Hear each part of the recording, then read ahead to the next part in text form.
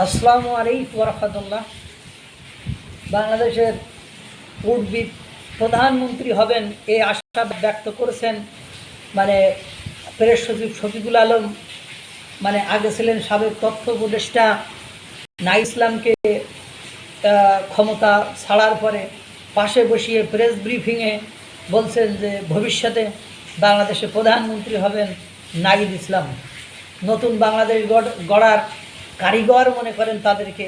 মানে তারা তাদের সামান্তা শারমিন আবার বলে ফেলেছেন যে বাংলাদেশ এখন আমাদের দখলে, আমরাই এই বাংলাদেশকে গড়ে তুলব। তো গড়বে কেমনে?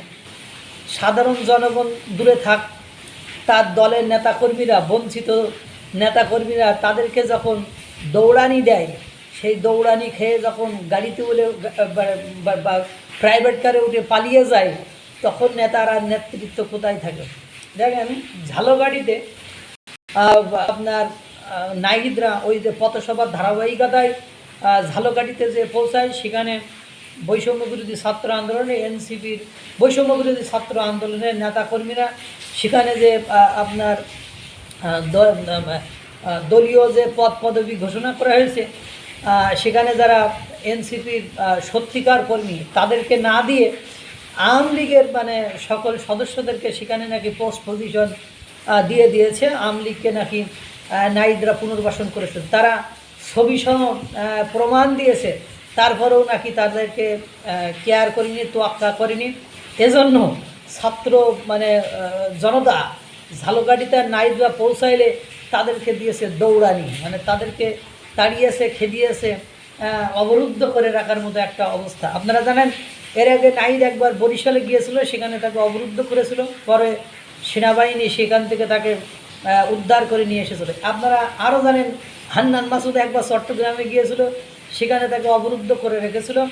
এবং কালকে হাসনাত, সার্জিস এরা হলো ঢাকাতে ছিল, এই জন্য এরা মনে হয় ওখান থেকে রক্ষা পেয়েছে।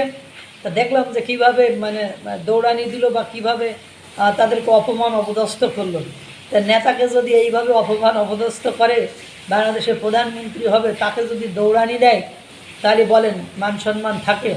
তারা রাত দিন সমান করে টাকা কোথা থেকে পাচ্ছে সেটা তো পরের হিসাব, পাচ্ছে কোথা থেকে সেটাগুলো আপনার বসুন্ধরা আবাসিক অঞ্চলের এক মহিলার কাছ থেকে কিভাবে 7 লাখ টাকা চাঁদা নিচ্ছে এনসিপির কেন্দ্রীয় নেতা ইমন সাহেব, সেগুলো আমরা তো ভিডিওতে দেখেছি, সেটা বলার আর অপেক্ষা রাখে না।